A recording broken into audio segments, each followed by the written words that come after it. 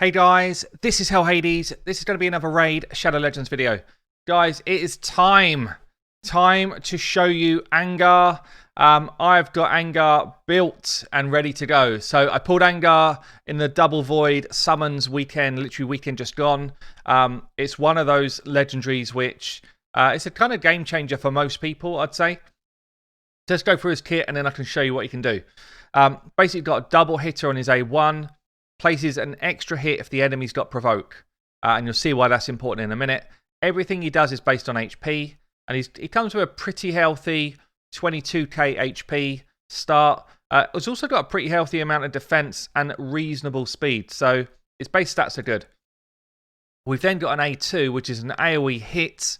Attacks all enemies, places provoked for 1 turn, and places reflect damage on your team, and places counterattack on him. 3 really good things here. The reflect damage is awesome for Finite, although you won't place provoke on the boss. Provoke doesn't work on bosses. The reflect damage is awesome for PvP. Other than that, reflect damage is not so strong. But in those 2 instances, PvP and Finite, it's really good. Provoke is brilliant for the arena. Provoke is great for wave control and like spiderling control. And then getting the counter attack as well is also kind of nice because, you know, if you're trying to make him a spider tank, for example, he can counter, put him in lifesteal gear, and he'll back up. And then he's got a passive here, so he's only got 2 actual active skills. He's got a passive. If an enemy with provoke attacks him, if you book him up, it's a 50% chance that he puts provoke back on them again. Each hit taken will reduce damage taken by 5%, up to 30% in 1 round. So, again, imagine him as a spiderling tank. Every time he's taking a hit, the damage has been reduced. In PvP, every time he's taking a hit, the next hit's going to be a slightly less until he gets his next turn. So, very, very cool. Very cool kit. He's all about controlling the enemy, but he also can hit. So, I've got him in Savage gear. Pretty high HP, 65k. 2.8k defense, so he can actually take those hits. You probably would like for this to be a little bit more. I've got him at 246 speed, so I need him to be pretty quick with what we're doing. And then 100% crit rate, 185 crit damage, 266 accuracy. There's a number of ways you can build Angar. You could go very high accuracy HP, forget the crit damage, and get your speed to the right place. You could build him as an out-and-out tank, speed, HP, defense, with enough accuracy to do his job. You know, I've seen Angar builds with like 600 accuracy to make sure they definitely land the provoke because that's the main part of his kit. So there's a whole bunch of stuff you can do. I'm trying here a bit of a hybrid. So I want him to be fast enough to definitely go. I want him to land his provokes, you know, like 95% of the time in PvP. But I also want him to hit hard when he counterattacks. So that's what we've done for here. That's why I've gone Savage set. And if you see his masteries, let's move me out of the way. You see his masteries, I've kind of gone for this Helm Smasher. It's almost like an offensive PvP build, but with a defensive tree secondary. So this is how I've done his masteries. Again, if you were going like all out and out accuracy, you'd end up down here and you'd go for support tree, and you might go defense and support if you weren't going for any damage. I'm trying to do some damage as well. So let's get me back in the right place and let's try him out. So, I mean, I would say I'm going to start with Arena because I think that's where like 95% of people are going to play him. But you can play in other space, so we will show him in other stuff as well. But this is the type of team that I would use him in. So, and it might be that you don't even need... Now, I've got Sifi in here just because it kind of works for me and my setup. But I've got a very slow Candrafon, 168. I've got fast Sifi, fast Arbiter, so these give me the advantage to go first. Into my Angar Provoke. We might then be cut in on here, but it doesn't matter because all the damage is going to go into Angar to allow my Candrafon to nuke. So you see how slow Candrafon is here? This is yellow bar is his turn meter bar. And speed's here. She's almost on the cusp of going, so she's actually pretty damn quick. What I can do here, because she is so quick, I can actually, with a Sifi, just put her to sleep and then make Arbiter my fastest champ. So you see that, because what that's done is it's completely disrupted their turn order. That's one cool way of using a Sifi. Or a Lysandra, if you've got Lysandra, does the same type of thing. So, Angar then comes in with his A2 and gets the provokes out. I won't provoke here because of this. She's got immunity gear on. He's just killed himself. He just killed himself with my reflect damage. Yeah? That's how strong reflect damage is, guys. Reflect damage, bam, he's on the floor. And then at this stage, we're just waiting for our Candrathon to get his turn. He lays in the nukes. And we may as well just go in with a double hit. See her later. She's provoked anyway, so she can't do anything. And he gets a counter attack and double hit, or triple hit actually, like, what, 22k. So Angar in the end has done 98k worth of damage between his A2 and his counter attacks there. He's actually done a ton of damage. I'm always a bit wary about going against Hedgies because I don't have immunity gear on this team. So Hedgies locked out my 2 speed champs. So I'm going to try and just drop turn meter with A1s. We're then going to get a provoke out. So we would lose this game if we didn't have provoke here right now. He's one shot. I mean, the damage on that A2 is pretty much obscene. Yeah, the damage on A2 is massive. We've actually been stunned here. Let's just sleep him. Give time for our Candrathon to come to life. And that's going to be job done again. Bam. Yeah, I mean, the damage on that A2 is just disgusting. Considering he's basically a support champion. And I've got him in good gear. I do have him in good gear. So up against the Valk, I didn't actually see the Valk there.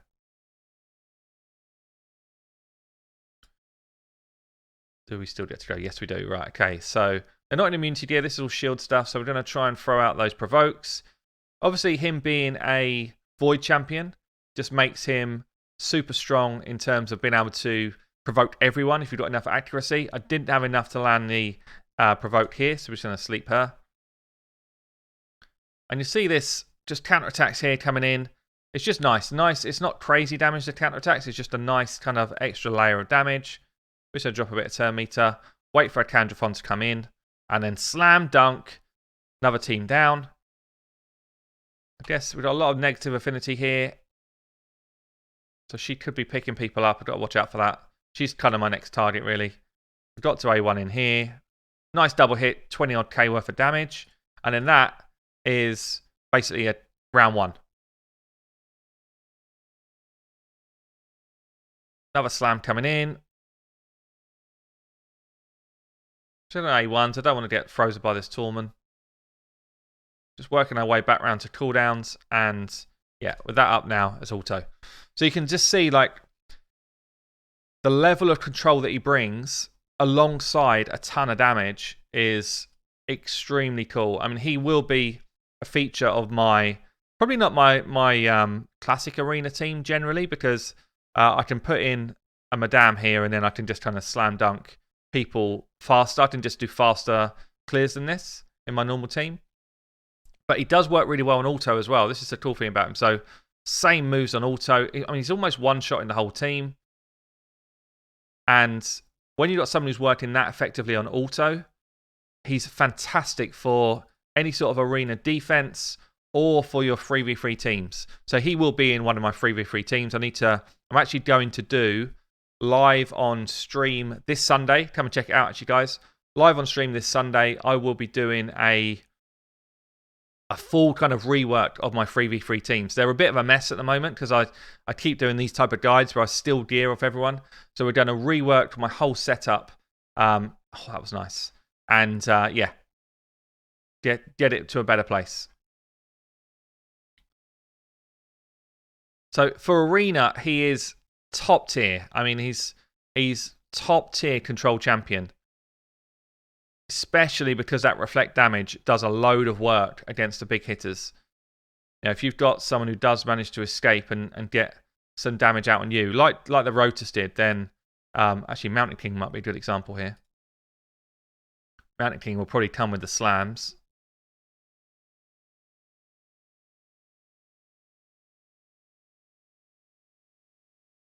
He's actually got resisted, of course.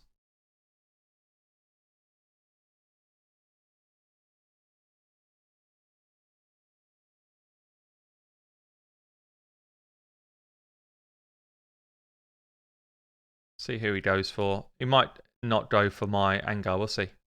No, he's not. Oh.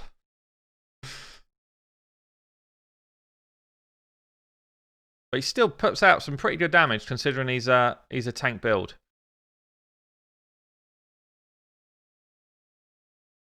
Good thing about someone like an Angar as well, because he's an HP champion, nobody can reduce your damage output. There's no decrease HP debuff. So, whereas there is a decreased defense, there is a decreased attack, you cannot decrease the damage output of an Angar. So let's see what he can do then in some of the dungeon stuff. Now, Fire Knights is probably one of the areas that he's most effective in. So I think this team could actually just go ahead and work. Maybe like this.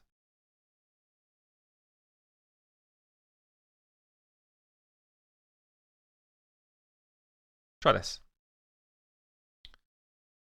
So he does bring an HP aura as well, which you could throw in there. But see the way, so we provoked everyone up, which basically means all of the damage is coming into Angar if they get a turn.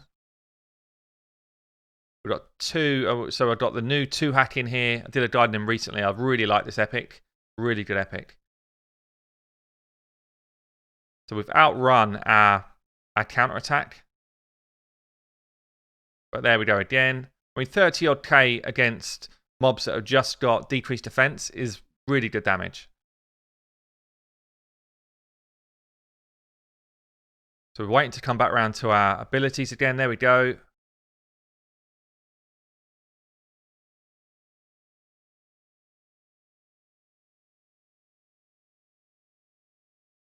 There's that AoE hit again, 20 to 40k. And if they actually get a turn, which doesn't look like they're going to really, then we would be doing reflect damage. Now, reflect damage here is nowhere near as effective as it is in Arena. For some reason, they must just tone down the numbers of it in PvE. But reflect damage, where it comes up trumps here, is for the boss. So we won't land provoke here, but we will get reflect damage up. Double hit here as well for the Fire Knight boss, which is brilliant.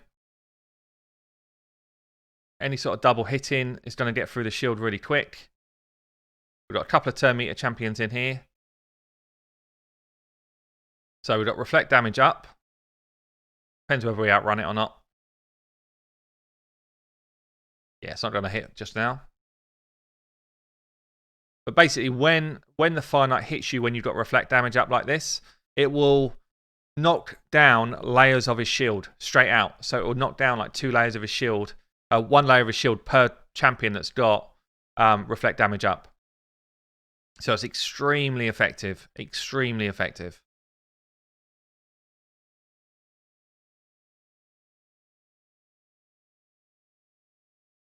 So we're about to take a hit here, I think.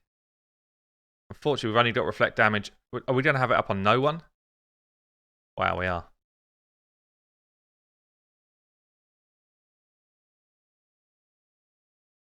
The luck of Fire Knight is astounding in terms of like when everything lands.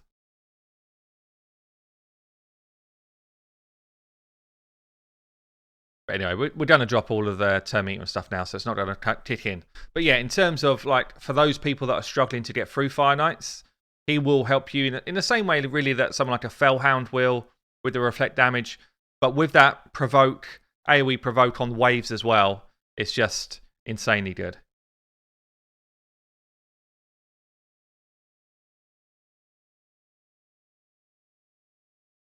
So, in terms of damage output here, he's done like, nearly 800k, a little bit less than 2-hack. Cold Heart's the big hitter, but he's not in like a support category damage area. Although I've got him in good gear, to be fair, so he should be doing pretty good damage. Similarly, in any dungeon, he's going to do the same type of thing. So let's take some of these out. Drop defense. Yep. So in any dungeon, he's going to be able to pretty much do that same work for you in terms of control the ads whilst you're trying to get your damage away. Who else do I want here? So we've got HP or just in faction crypts. That's no good here. I think I want to run with maybe a Doom Priest to tank stuff up and a Speed Champ.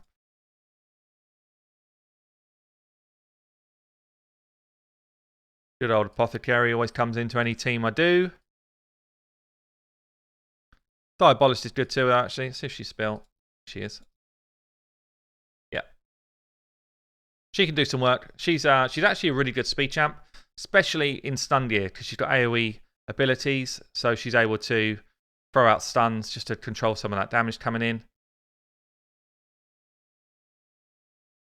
I mean, see here, we're literally melting through this wave. Angar, 19k hit. Puts his control out. If we get the control out here like this, it stops these guys doing their reflect damage thing, which is really hard hitting. Unfortunately, it didn't land on one. It got the chance to resist. It's just pretty unlucky. Like, very, very unlucky. Just going to kill him.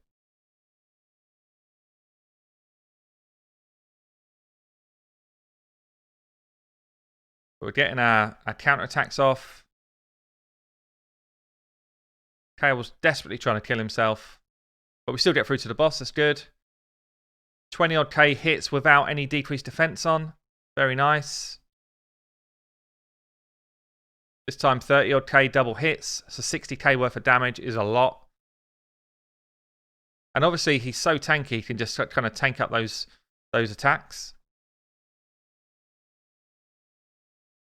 Again, 30 odd K hits at a pop. Very nice. And even on the boss, 20 odd Ks. So the thing with Angar is he's not going to be able to provoke any bosses. You know, the provoke just doesn't work on any bosses at all. But he's all about wave control and arena, I would say. Like once you got to the boss, he's kind of done his job. Then it's just about, can he put out a bit of damage output?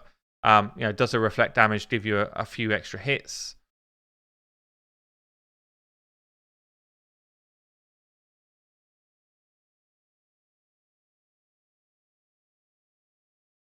Here comes the ads again. And then when the ads are back, he's actually way more effective. Just because he's able to use that kind of AoE damage. So, I guess he's not going to be your clan boss champion. You know, if you put him in War Master, then he could get his counterattack off and do a few War Master hits. You know, if you're literally just starting the game and you pulled him, then maybe he sits in your clan boss team very short term. But that's not where he's going to be.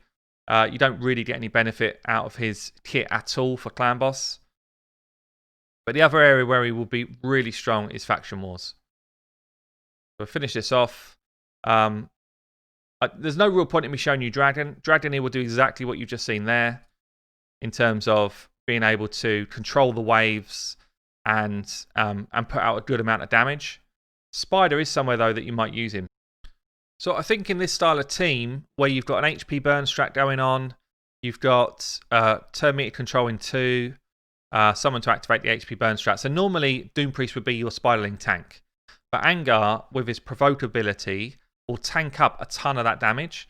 So, I don't actually have a healer as say in here. I mean, Doom Priest does a little bit of healing, but bam, provoke goes off there. We get a bit of turn meter control from Sylar. We get the HP burns out. That's where most of the damage is going to come from. And then really, all he's going to do for the rest of it is, as they attack him, there's a chance that he's going to reapply the provoke. So you see that reapplied provoke there? Anyone who's not provoked is still going to go for Doom Priest. So they kind of share the damage, which is quite nice, actually. Reapplied provoke. So it's kind of like 50% of the time, 50-50 as to whether they're going to reapply it or not. And what it does is it just gives you enough time to get your HP burn damage out or your Cold Heart Heartseekers out without letting the main spider have a turn. As long as you've got enough turn meter control, and Sylar is brilliant for that, by the way. But you can see here, I mean, the spider is nowhere near having his first turn yet. All the while, yeah, we're taking some damage, but look how long he's surviving. Look how long he's kind of keeping us in the game and allowing us to get our damage out. So high HP. For this type of setup, you don't need all of the crit and crit rate that I've got in my build at the moment. In fact, it's worse to have it because you want the spiderlings to just burn to death. But just to reapplying those provokes, I mean, it's so rare. Even though we've got a negative affinity champion in the fight, basically she's not taking any damage. So she could become a Razin or anyone else that you actually want to put damage out with. So good for spider, good for wave control in any dungeon, and great for Fire Knight. So really strong different areas of the game, and obviously PvP, I have him up there as like a top tier control champ. So the last place to kind of try him out, I guess, is going to be Faction Wars if it's open. I need to check. So this is definite win now. We've got the HP burns out on enough of the spiderlings to definitely kill the spider. He might be close to going down at the end. It doesn't even matter. Like, by the point that we get to this stage, he's done his job.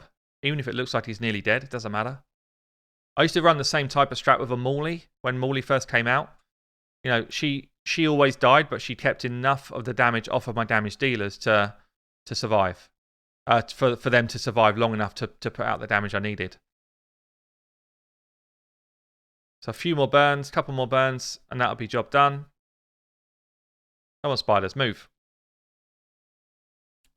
As I say, I'm kind of just doing a bit too much damage, generally. This would be a much quicker run if I wasn't hitting so hard. Because actually I'm killed off a lot of the spiderlings, so it should just burn to death.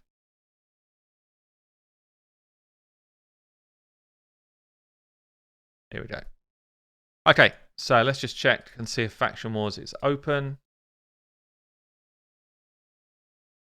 It's not today. It's a shame. He will be absolutely insane for Faction Wars because he's going to be controlling all of those waves that just want to throw out buffs. Valkyrie waves, he'll control them.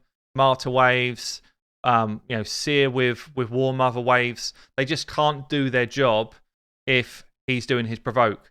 So, guys, look, top tier legendary champion with tons of options of builds. That's what I like about him. Pretty good level of damage, tons of options of builds. He's definitely going to be in one of my 3v3 teams. I've been Hell Hades. Hope you enjoyed the video. I'll catch you later.